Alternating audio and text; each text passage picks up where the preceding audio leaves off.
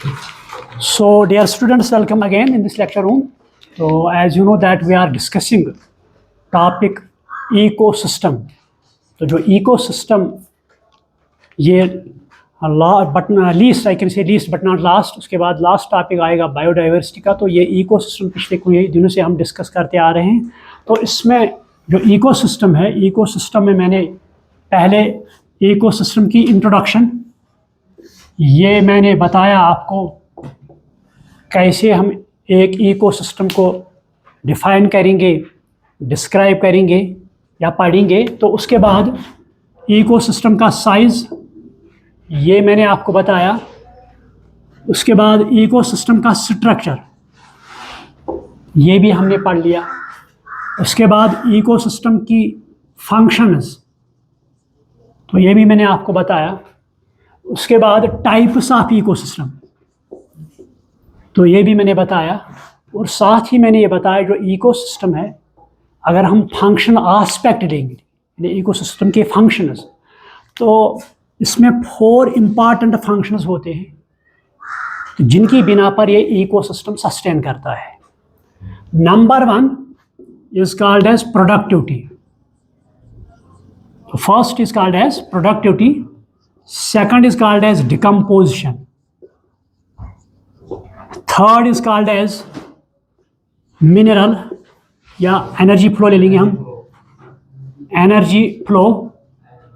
Last one is called as mineral cycling, mineral cycling. So ये 4 aspects है या हम कहेंगे फंक्शंस या प्रोसेस जो एक इकोसिस्टम में होते हैं, परफॉर्म होते हैं, जिनकी बिना पर एक इकोसिस्टम सस्टेन करता है। तो इसमें पहला पॉइंट जो आता है दैट इज प्रोडक्टिविटी। तो ये हमने कल डिस्कस किया।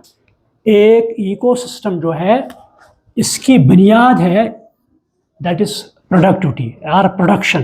तो कल मैंने बताया इसमें प्रोड्यूसर्स होते हैं, they are also called as transducers या जिन्हें प्लांट्स कहते हैं।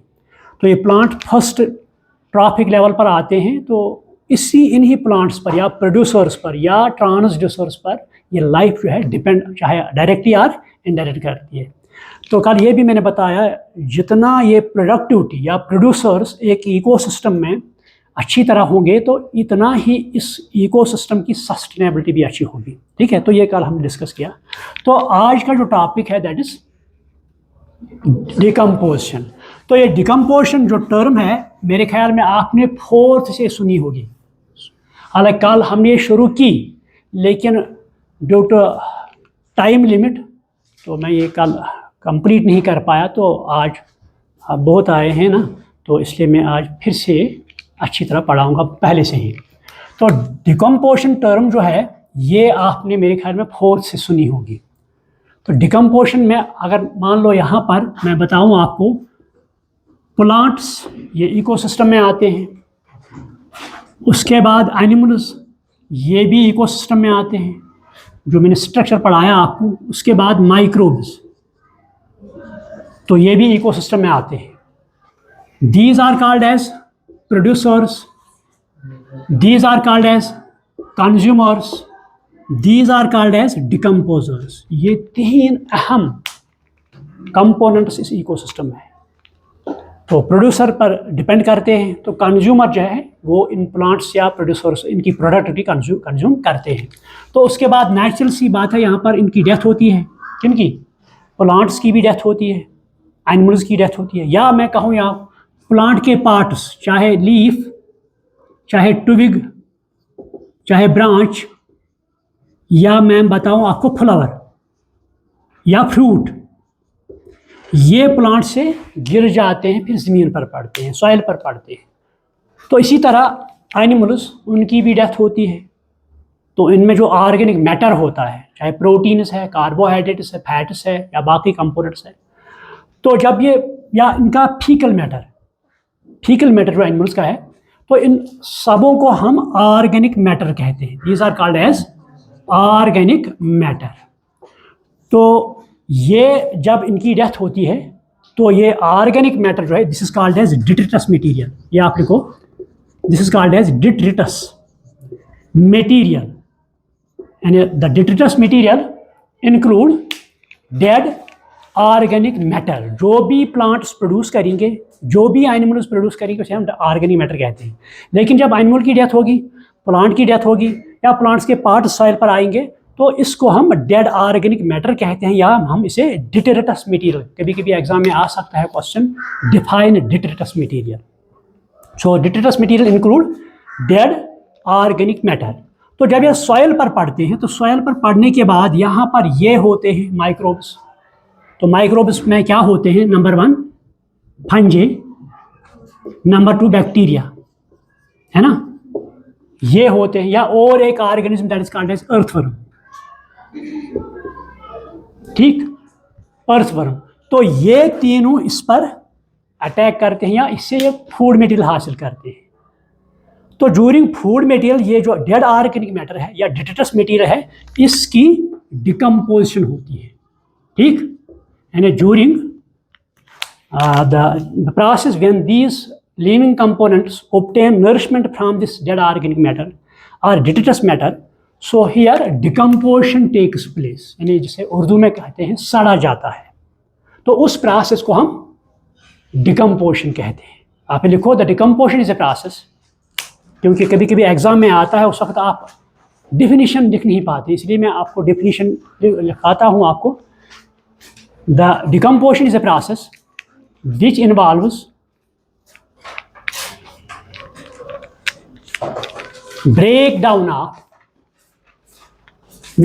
breakdown of dead organic matter या large लिखो large dead organic matter into simpler substances,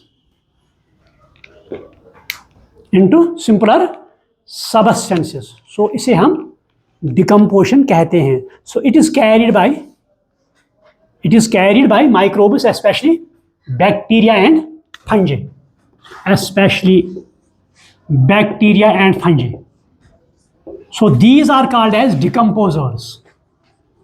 इन्हें हम डिकम्पोजर्स कहते हैं। आपने 11th में पढ़ा होगा डिटेरियोमाइसिट्स, मैंने 11th में पढ़ाया आपको। तो डिटेरियोमाइसिट्स जो हैं ये वो फंजे होते हैं जो स्पेशली डिकम्पोजिशन काज करते हैं। So on that behalf deuteromycetes are also called as decomposers. तो वही फंजे यहाँ पर इसकी डिकम्पोजिशन करते हैं। तो कुछ बैक्टीरिया भी इसकी डिकम्पोजिशन करते हैं। So these are called as decomposers. या मैंने आपको अभी अर्थवर्म बताया, अर्थवर्म साबू ने देखी होगी, देखी है। तो इस अर्थवर्म को फ्रेंड ऑफ फार्मर कहते हैं। ये देखो, the earthworm is called as friend of a farmer। जो एक अर्थवर्म है इसे हम एक फार्मर का दोस्त मानते हैं हम, क्योंकि ये अर्थवर्म जो है आपने देखा होगा यहाँ पर ये होती है, वहाँ पर सॉइल जो है पोरस फार्म है, छोटे छोटे वो जरे होते हैं वो। तो इससे एक ये जो अर्थवर्म है एक ये डिकम्पोजिशन करती है, ब्रेकडाउन करती है, डिकम्पोजिशन। नंबर 2 ये सॉइल को पोरस बना देती है, इट मेक्स सॉइल पोरस। तो जब सॉइल पोरस बनेगी तो इसमें एरिएशन बहुत अच्छी होगी, है ना, आयर इसमें बहुत अच्छा होगा, उससे जर्मिनेशन अच्छा होगा, प्लांट की जर्मिनेशन या उसका ग्रोथ अच्छा होगा, तो प्लांट की प्रोडक्टिविटी भी।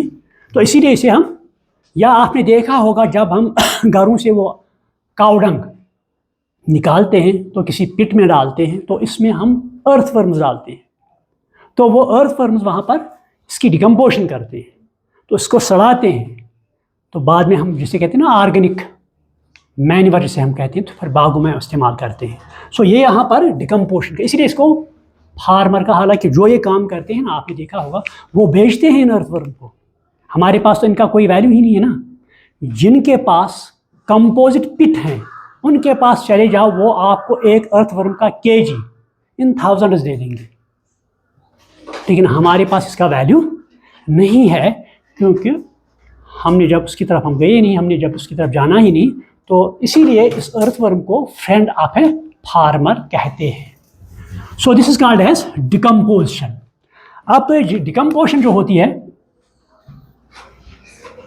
ये स्टेप्स में होती है। आप लिखो अब स्टेप्स ऑफ डिकम्पोजिशन। यानी जो डिकम्पोजिशन होती है, आप समझ में आया डिफिनीशन क्या होती है? तो अब स्टेप्स, इसके बहुत से स्टेप्स हैं। Number 1 fragmentation. First step is fragmentation, second is leaching. कभी कभी एग्जाम में आ सकता है, what are the steps which are taking place during decomposition? Second is leaching, third is catabolism, fourth is humidification,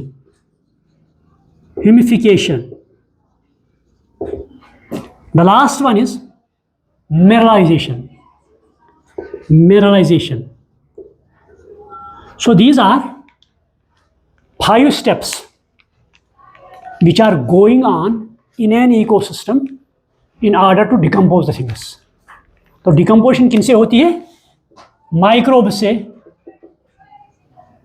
include bacteria and शाबाश fungi as well as earthworm.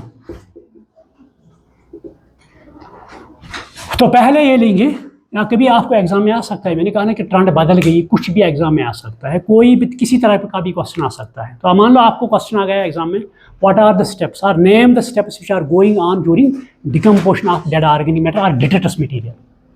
तो आप ये लिखेंगे 5 स्टेप्स है। पहला क्या है? फ्रैगमेंटेशन। तो अगर ये फ्रैगमेंटेशन आपने पढ़ी भी होगी, it also acts as reproduction in our organism, है ना, या इन राइजोपस स्पाइरो वगैरह की बात करेंगे तो उसमें भी फ्रैगमेंटेशन होती है ड्यूरिंग रिप्रोडक्शन। तो ईच फ्रैगमेंट नया ऑर्गेनिज्म बनाता है। तो यहाँ डिकम्पोजिशन में भी फ्रैगमेंटेशन होती है। यहाँ पर क्या होता है? द डिट्रेटस, आप लिखो the large organic matter gets break down into smaller inorganic substances.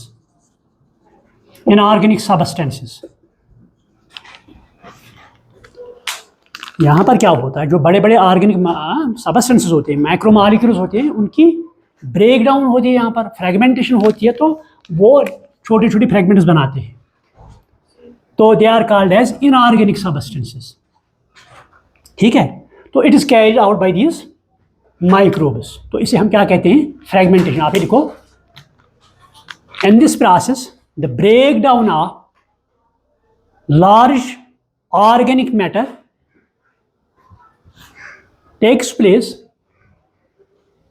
into smaller inorganic substances. Inorganic means calcium है, फास्फोरस, मिनरल सबस्टेंस है ना, कैल्शियम, फास्फोरस, सोडियम है, पोटाशियम है, सल्फर है, आयरन है, ये इसे बाहर आते हैं, फिर सॉइल में चले जाते हैं। ठीक है, so this called as fragmentation. तो उसके बाद दूसरा step that is called as leaching. तो कभी कभी क्या होता है, जब ये ब्रेक डाउन होते हैं ऑर्गेनिक सबस्टेंसेस या फ्रैगमेंटेशन होती है, उसके बाद जो ये इनऑर्गेनिक सबस्टेंसेस है, they go deep into the soil. वो बहुत नीचे इस मिट्टी या सॉइल में जाते हैं, या अर्थ में चले जाते हैं। तो जब वो बहुत नीचे चले जाते हैं, वहाँ उनकी प्रेसिपिटेशन होती है। शॉर्ट में लिखूँ पीपीटी, प्रेसिपिटेशन। जब ये डिकम्पोज होते हैं, ब्रेक डाउन होते हैं ऑर्गेनिक सबस्टेंस, उसके बाद मान लो बारिश हुई तो ये नीचे चले जाते हैं, बहुत नीचे चले जाते हैं, तो वहाँ पर इनकी प्रेसिपिटेशन होती है। जब प्रेसिपिटेशन इनकी होती है, these are called as unavailable, आप लिखो अनअवेलेबल सॉल्ट्स। जब इनकी क्या होती है? प्रेसिपिटेशन होती है, बहुत नीचे चले जाते हैं, उसके बाद प्रेसिपिटेशन होती है, सो ये फिर प्लांट्स को अवेलेबल नहीं होते हैं, प्लांट उनको अवेलेबल नहीं कर पाता है। So these are called as unavailable salts. बहुत नीचे ले चले जाते हैं, जहाँ तक प्लांट का रूट नहीं पहुँच पाता है, तो इनको हम कहते हैं unavailable salts. So this is called as leaching. Clear? उसके बाद थर्ड पॉइंट जो है that is called as catabolism. ये आपने पढ़ा है या सुना होगा। क्या होता है कैटाबॉलिज्म? शाबाश, कैटाबॉलिज्म क्या होता है? हाशिम मुझे बताओ मेटाबॉलिज्म क्या होता है? सम टोटल ऑफ इंसान के बॉडी में या एनिमल के बॉडी में या प्लांट के बॉडी में दो टाइप्स ऑफ रिएक्शंस होते हैं या केमिकल रिएक्शंस होते हैं, है ना? इसमें केमिकल रिएक्शन होती है। तो दीज केमिकल रिएक्शंस, तो उनका हम सम अप करते हैं, that constitutes metabolism. The sum of all chemical reactions which are taking place in a living organism that constitutes metabolism। तो इसमें जो रिएक्शंस हैं ये दो तरह के होते हैं। One is called as catabolism, second is called as anabolism. Respiration आपने पढ़ी है 11th में। रेस्पिरेशन में क्या होता है? शाबाश, क्या होता है? मतलब क्या होता है? ब्रेक डाउन क्या होता है? ग्लूकोज होता है। किसमें? एटीपी में। ग्लूकोज एटीपी में ब्रेक डाउन होता है। अगर आपको ऑब्जेक्टिव आ गया during respiration glucose gets break down into ATP, correct और इनकरेक्ट? तो आपने क्यों बताया? Glucose gets break down into simpler substance, pyruvic acid, है ना? तो जब एक लार्ज मॉलिक्यूल ब्रेक डाउन होगा इनटू सिंपलर वंस, उसको हम क्या कहेंगे? कैटाबॉलिज्म, है ना? इसीलिए रेस्पिरेशन को हम कैटाबॉलिज्म भी कहें। हालांकि उसमें एनाबॉलिज्म भी होता है क्योंकि एनर्जी प्रोड्यूस होती है यहाँ पर या कुछ सब्सटेंस बनते हैं, लेकिन जनरली हम कहते हैं यहाँ पर फूड मटेरियल ब्रेक डाउन होता है, तो इसे हम कैटाबॉलिज्म कहते हैं। अब फोटोसिंथेसिस की बात हम करेंगे। फोटोसिंथेसिस में क्या होता है? यहाँ पर कार्बन डाइऑक्साइड वाटर मिलता है तो ऑर्गेनिक सब्सटेंस बनाते हैं। जब कुछ नया बनेगा तो उसको हम एनाबॉलिज्म, तो दोनों को मिलाएंगे, इट कॉन्स्टिट्यूट्स मेटाबॉलिज्म। ठीक, तो ड्यूरिंग डिकम्पोजिशन यहाँ पर जो ऑर्गेनिक सब्सटेंसेस हैं they get break down. During decomposition जो डिट्रिटस मटेरियल है, डिट्रिटस मटेरियल या सब्सटेंसेस, ये ब्रेक डाउन होता है इनटू इनऑर्गेनिक सब्सटेंसेस। सो इसे हम कैटाबॉलिज्म कहते हैं। ठीक, इसे हम, तो आप ये लिखो catabolism results break down of large detritus material. अब मैं यहाँ ऑर्गेनिक सब्सटेंस नहीं बताऊंगा बल्कि डिट्रिटस मटेरियल आप लिखो, break down of detritus material into simpler inorganic substances with the help of decomposers. Breakdown of detritus material into simpler inorganic substances with the help of these microbes or decomposers. तो इसे हम catabolism कहते हैं। लेकिन catabolism का होना ना होना या फास्ट होना या स्लो होना, मान लो यहाँ पर हमारे पास डेड ऑर्गेनिक मैटर है या डिट्रिटस मटेरियल है, तो इसका डिकम्पोज होना, इसका डिकम्पोज ना होना, इसकी रेट का डिकम्पोजिशन फास्ट होना या स्लो होना, ये डिपेंड करता है इसके कंपोजिशन पर। ये कभी कभी ऑब्जेक्टिव आता है। जो डिट्रिटस मटेरियल है इसका कंपोजिशन जो है, तो ये इन्हिसार रखता है कि ये इसकी डिकम्पोजिशन फास्ट रेट में होगी या स्लो रेट। तो वो ऑर्गेनिक सब्सटेंसेस जिनमें लिग्निन एंड काइटिन होता है, ये दोनों सुने हैं आपने, लिग्निन एंड काइटिन। आप पहले लिखो, मैं बताऊंगा। The organic substances which contain lignin and chitin, lignin and chitin,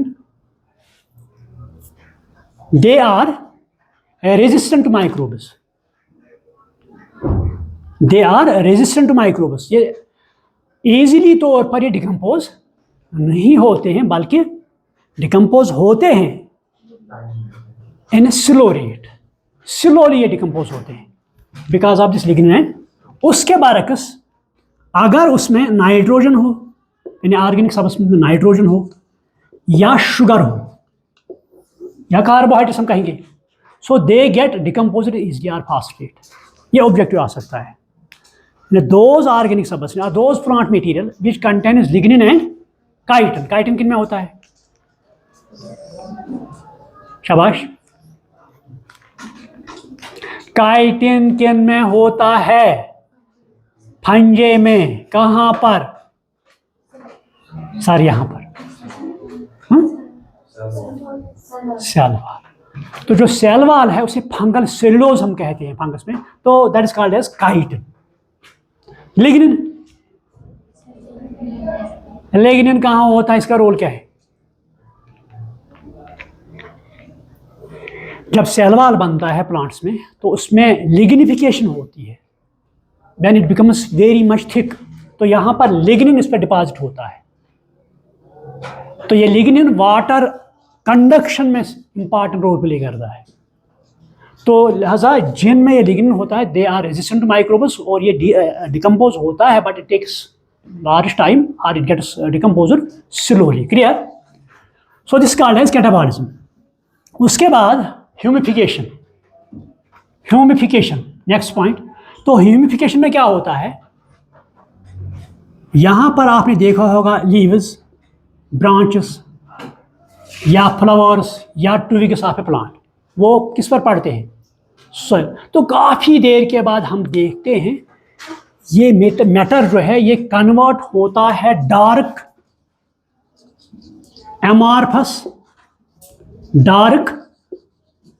amorphous substances.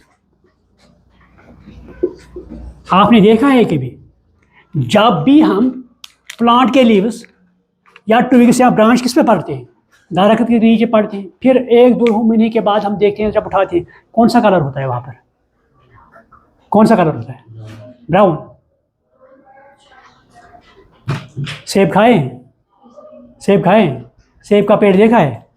तो सेब के पेड़ का रूट भी होता है ना, स्टेम भी, वो देखा है? वहां पर क्या होता है जब ये लीव्स पड़ते हैं? ये डार्क होते हैं। जब ये डार्क होते हैं, ये एक्यूमुलेट होते हैं किस पर? इस सॉइल पर ये एक्यूमुलेट होते हैं। बस 5 मिनट। ये एक्यूमुलेट होते हैं किस पर? सॉइल पर। तो इसको प्रोसेस को हम ह्यूमिफिकेशन कहते हैं। तो ये जो सबस्टेंस यहाँ पर बनता है डार्क, आप लिखो, during humification a dark amorphous substance gets accumulated on soil. It is called as humus. इसे हम क्या कहते हैं? ह्यूमस। तो ये ह्यूमस है, it is resistant to microbes. It is, आप ये लिखो, ये ऑब्जेक्ट आ सकता है, it is resistant to, but it acts as a, ये देखो आप, रिजर्वर फॉर या reservoir of nutrients. It acts as reservoir of nutrients for plants. ये ऑब्जेक्टिव आता है। The humus is a dark amorphous substance, it is resistant for microbes, but it acts as a reservoir of nutrients for plants. तो this called as humification. तो उसके बाद ये भी फिर से डिकम्पोज होता है। कौन? ह्यूमस भी डिकम्पोज होता है। यहाँ पर मिनरल्स बाहर आते हैं, यानी विद, आप देखो, with help of microbes, with help of microbes the humus later on, with the help of decomposers, the humus later on gets converted into inorganic matter. This is called as humification. Clear? तो ये रहे steps. अब factors, last point. Factors of, या factor is responsible for decomposition. आप देखो, कभी भी exam में आता है, factors responsible for decomposition. Number one, availability of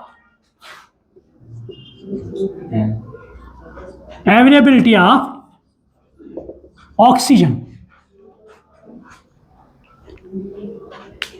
क्योंकि यहां पर एराबिक रेस्पिरेशन होती है ड्यूरिंग डिकम्पोजिशन, एराबिक रेस्पिरेशन होती है, so there should be available क्या, ऑक्सीजन. सो आप लिखो अवेलेबिलिटी ऑफ. तो अंडर एनारोबिक कंडीशंस, अंडर आप लिखो point, under anaerobic conditions, anaerobic conditions decomposition will not take place, objective आ सकता है. So that process called as, आपकी एनसीईआरटी में टर्म दी गई है एनारोबोसिस. एनारोबिक प्रोसेस है, तो ये टर्म है, इसको हो सकता है ये ऑब्जेक्टिव आ सकता है आपके बोर्ड में या आपके नीट में. So that is process anaerobic respiration takes place in the absence of, जब एनारोबिक कंडीशंस हो तो ये डिकम्पोजिशन नहीं हो सकती है. Next is climatic conditions. Climatic conditions, climatic conditions, जब क्लाइमेट अच्छा खासा हो तो डिकम्पोजिशन भी, मान लो for example moisture, it includes moisture, temperature, warmness और वार्मथ. यानी क्लाइमेटिक कंडीशन में क्या आता है, टेम्परेचर आता है, इसमें मॉइस्चर आता है, इसमें वार्मथ कंडीशन आती है. अगर इन तीनों में कोई एब्सेंट हो, आपने देखा हुआ जब बारिश होती है तो उसके बाद स्कैब ये बाग में है ना बीमारियां फैलती हैं, क्यों, कभी सोचा है इस पर आपने? जब बहुत गर्म होता है तो उसमें चलो मत दवाई मत छिड़काओ क्योंकि स्कैब होने का खतरा है ही नहीं. जब भी बारिश होती है तो हम मोटर गाज लेके अपने कंधों पर कहाँ पर जाते हैं, क्यों, वहाँ पर दवाई नहीं की जाती है तो यहाँ पर छिड़काव हो जाता है बारिश के बाद, क्योंकि यहाँ पर मॉइस्चर कंटेंट इंक्रीज होता है तो जो स्पोर्स यहाँ पर होते हैं दे गेट जर्मिनेटेड. तो यहाँ पर सीधी सी बात यहाँ पर भी है, डिकम्पोजिशन के लिए मॉइस्चर का होना लाजमी है, टेम्परेचर का अच्छा खासा होना भी. अगर कोल्डनेस हो तो डिकम्पोजिशन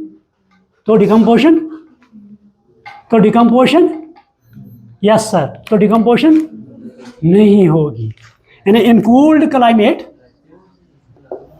हाँ आपने कहा लेकिन मैंने सुना ही नहीं, आपने होंठ को हिलाया लेकिन मेरी कानों तक आवाज़ आई नहीं है ना. तो ड्यूरिंग कोल्ड कंडीशन नो, इसीलिए सरमा में स्कैब का खतरा होता ही नहीं है ना.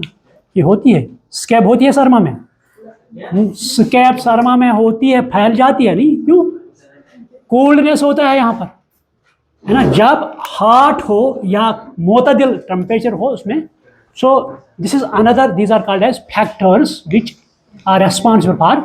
अब आपको क्वेश्चन आया, what is importance of decomposition in our ecosystem. Right down the importance of decomposition in our ecosystem. Environment, बस एनवायरमेंट, उसके बाद क्या है, ये क्या होता है, जोर से बोलो ना. इंपॉर्टेंस ऑफ डिकम्पोजिशन, मैंने सब कुछ बताया लेकिन इंपॉर्टेंस उस वक्त नहीं बताई, यानी वर्ड इंपॉर्टेंस नहीं बताया लेकिन बताया. First thing, it helps in recycling of minerals. ये आप लिखो, रिसाइकलिंग ऑफ मिनरल्स, ये इंपॉर्टेंस है, recycling of minerals number 1. Number 2, it helps to clean our environment, ये पॉजिटिव रोल है ना. It helps to form organic manure, है ना, जिससे हमारा प्रोडक्ट है, क्रॉप का प्रोडक्ट, वो इंक्रीज होता है. तो this is positive role. What is negative role,